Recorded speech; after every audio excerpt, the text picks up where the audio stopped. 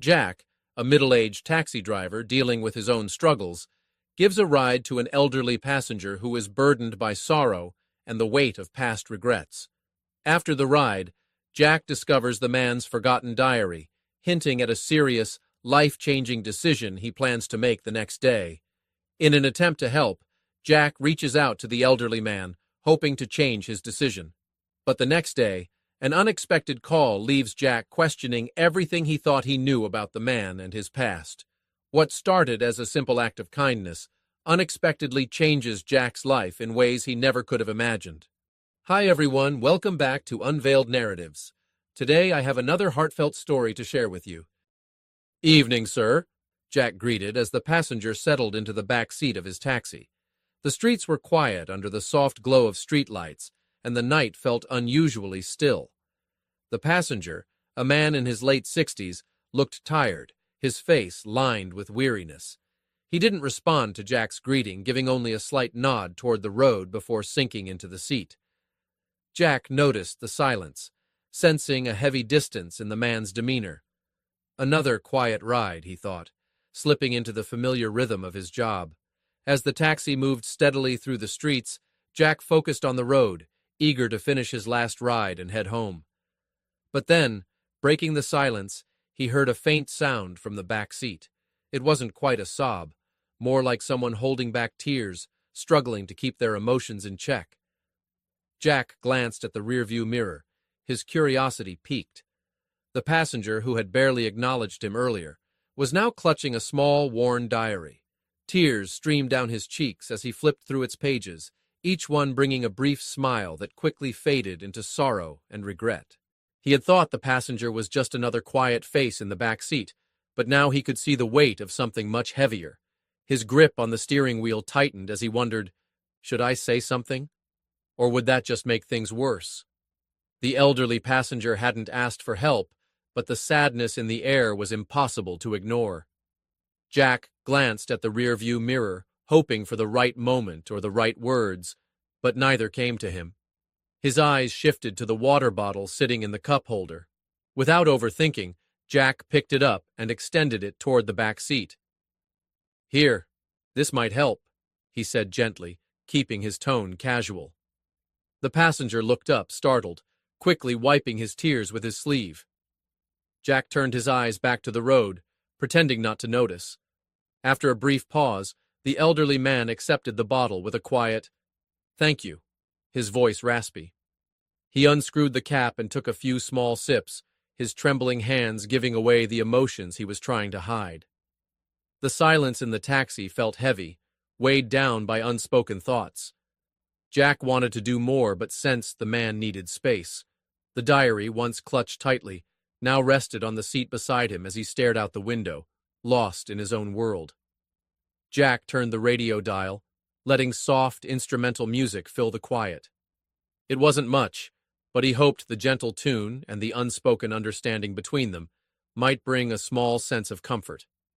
Whatever the man was going through, Jack knew it wasn't something that could be solved with words or gestures.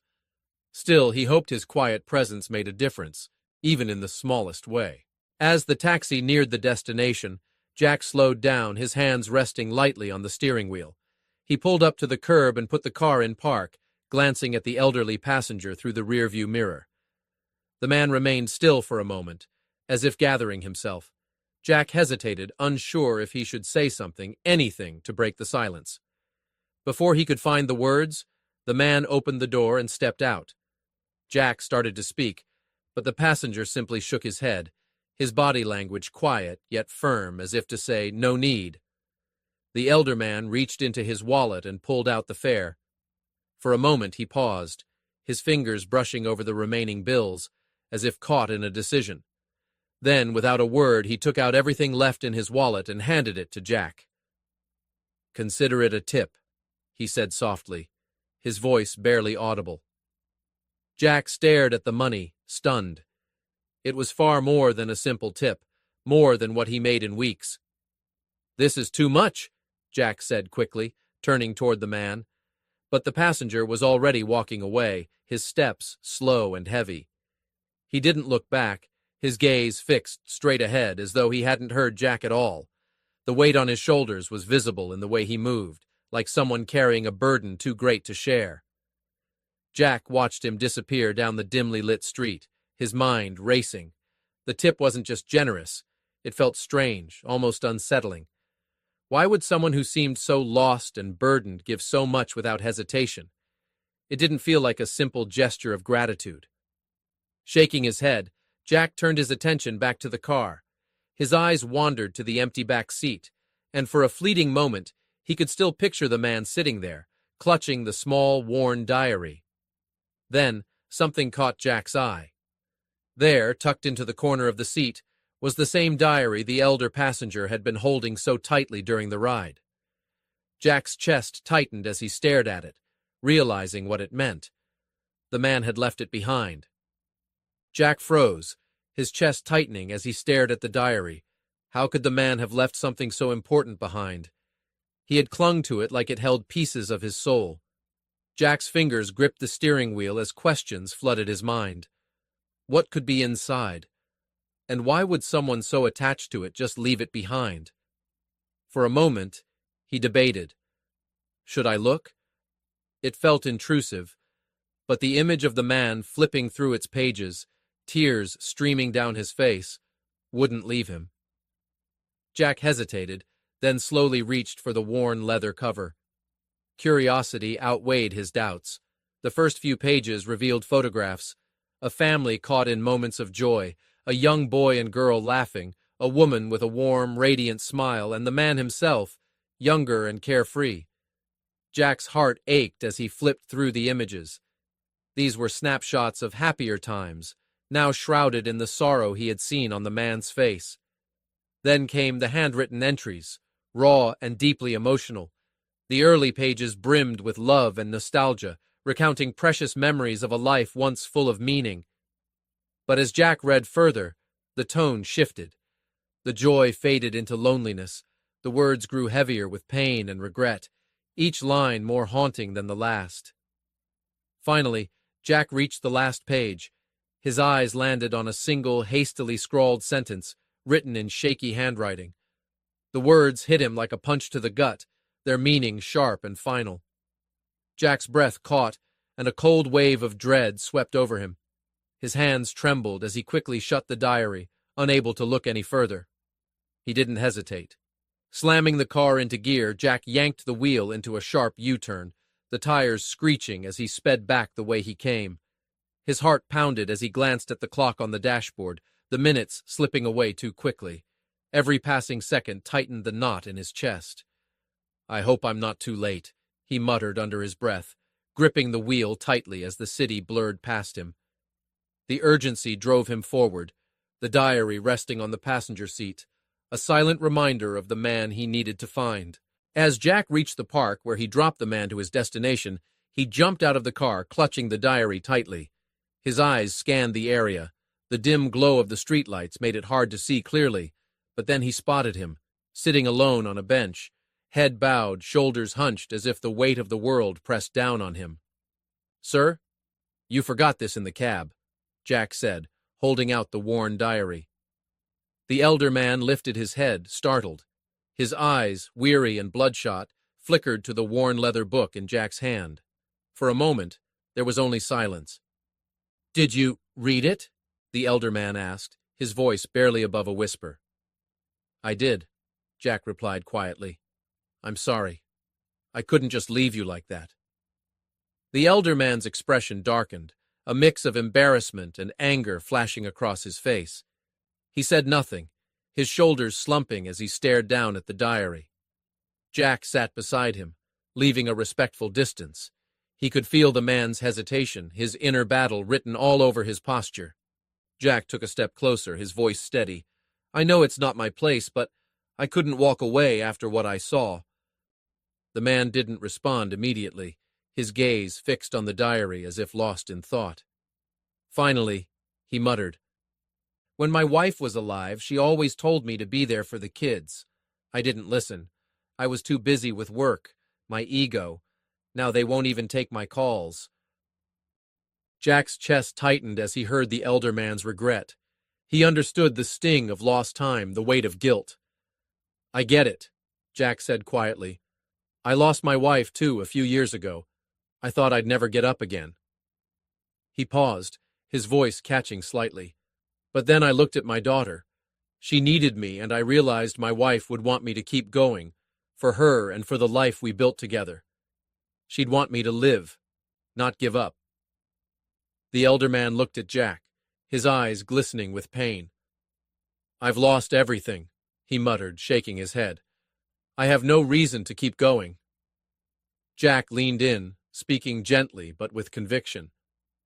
"It's not too late. You still have time. Time to reach out, to try again.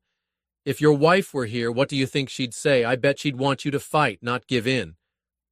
The elder man was silent, his gaze never leaving the diary. Jack pressed on. "I know it's hard, but as long as you're breathing, you have time to fix things, even if it's just one small step at a time. You don't have to do it alone." Jack reached into his pocket, pulling out a small card and placing it beside the elder man. "That's my number. Call me any time. No matter what time, even 3 a.m., I'll be there. Just think about it. Don't give up yet." The elder man didn't speak, only stared at the card, his fingers brushing it gently. Jack's heart raced as he stood, uncertain if his words had reached the man. "I've said what I can," Jack said softly. "The rest is up to you." He turned to leave, but before walking away, he glanced back. The elder man remained still, the diary in his lap, the card beside him. His posture was rigid, but Jack noticed a slight shift, a small, barely perceptible change that gave him hope. By the time Jack reached home, the weight of the encounter hadn't left him. As he opened the door, his young daughter ran up to him with a bright smile. "You're home, Daddy," she exclaimed, throwing her arms around him. Jack knelt to hug her tightly, his weariness momentarily fading. "I'm home, sweetheart. Did you have a good day?" he asked softly. After tucking her into bed and kissing her good night, he returned to the living room where the silence felt heavier. He sat on the edge of his worn-out couch, his phone resting on the coffee table in front of him. The hours ticked by, but Jack didn't sleep. Every time his eyes drifted shut, he'd snap them open, hoping to hear the phone ring. A part of him knew the call might never come, yet he stayed up, ready just in case. It wasn't about obligation, it was about hope. Hope that the man had listened, that his words had planted even the smallest seed of change. Just as the first rays of morning light seeped through the thin curtains, Jack's phone rang, shattering the silence. His heart jumped, a mix of relief and anxiety flooding him. He snatched the phone off the table, answering it without hesitation. "Jack? Is this Jack?" The voice on the other end was unfamiliar but calm, carrying a tone of urgency. "I'm calling about the man you helped last night. He's asked for you to come to the park. We're waiting there. It's important." Jack froze, his relief quickly replaced by unease. "Is he okay?" he asked, his voice edged with concern. The caller paused briefly before responding. "It's better if you come and see for yourself. Please." The line went dead before Jack could ask more, leaving a chill in the air. He quickly grabbed his coat and rushed out the door. The streets were quiet, the world still waking up, but Jack's mind raced with questions. When Jack arrived at the park, he spotted the elderly man sitting on the same bench as the night before. This time, he wasn't alone. Two men stood beside him, their neatly tailored suits and calm demeanor making them look like they'd just stepped out of a meeting. One of the men turned toward Jack with a polite nod. "You're Jack, right?" he asked, his tone measured but friendly. "Yes, I am," Jack replied, his curiosity piqued. "Is everything okay?" The elderly man stood up slowly, his movements steady. When he met Jack's eyes, his face softened and his voice carried a warmth that hadn't been there the night before. "Jack," he said with emotion, "these are my sons. I finally called them. I told them everything." Jack blinked, glancing between the men and the elderly man, unsure of what to expect. Before he could say anything, one of the sons stepped forward, offering a small smile. "We wanted to meet you," the son said, his voice calm and sincere. "Our father told us what you said to him last night. He said you reminded him of something we'd all forgotten." The other son spoke next, his tone gentle. "He called us this morning. After years of silence, he called us. We didn't realize how much he'd been holding in. You gave him the courage to reach out." Jack felt a wave of surprise and gratitude wash over him. He hadn't imagined his small gesture could have such an impact. The sons stepped closer, one extending his hand first, then the other. "Thank you," they said with genuine warmth. "You gave our father something we couldn't. You brought us back together." The elderly man's face broke into a trembling smile, his eyes glistening. "Jack," he said, his voice full of gratitude, "you didn't just help me last night. You gave me back my family. I'll never forget that." The elderly man smiled warmly, pulling a small envelope from his coat pocket. He handed it to Jack with a gentle yet firm grip. "This is for you," he said, his voice steady but filled with emotion. Jack opened the envelope hesitantly and froze. Inside was a sum of money, far more than he'd ever seen in one place, enough to clear his mounting debts, cover his daughter's school fees, and even replace his aging taxi. His hands trembled as he looked up. "I can't take this. This is too much. You've already done enough with that tip. I didn't help you expecting anything in return." The elderly man shook his head, his eyes shining. "Jack, you gave me back my family. No amount of money can match what you've done for me. Please don't see this as repayment. See it as my way of ensuring you can live your life without the burdens that weigh you down." Jack hesitated, his heart caught between gratitude and humility. "I don't know if I can accept this. I was just doing what anyone would have done." One of the sons stepped forward, placing a reassuring hand on Jack's shoulder. "Our father insisted, and so do we. This isn't charity. It's gratitude. You gave us back a father we thought we'd lost." The elderly man leaned in, his voice soft but firm. "Please, Jack, let me have this moment. Let me know that I've helped someone as much as they've helped me. You've given me the greatest gift. I have my sons back. And now," he smiled, his voice breaking slightly, "I have 3 sons. You're part of my family, too." Jack's eyes welled up, and he nodded, accepting the envelope with a mix of reluctance and gratitude. As they shared an embrace, Jack felt a profound sense of connection and hope, a moment of kindness that had changed not just his life, but theirs too. In the weeks that followed, the bond between Jack and the elderly man deepened. Jack often joined the family for dinners, where laughter and stories filled the room. The elderly man would proudly introduce Jack to anyone who asked, saying with a smile, "This is Jack, my 3rd son." Together, they celebrated a second chance at life and family, proving that acts of kindness could create connections that last forever. If this story touched your heart, don't forget to like this video and subscribe to our channel for more inspiring tales that remind us of the power of kindness and connection. And if you know someone who would love this story, share it with them. You never know whose day you might brighten. Before you go, make sure to check out the video on your screen now. It's another beautiful story of how a small act of compassion can change lives in the most unexpected ways. Trust me, you won't want to miss it. Thank you for watching, and we'll see you again soon with more stories to uplift your spirit. Take care.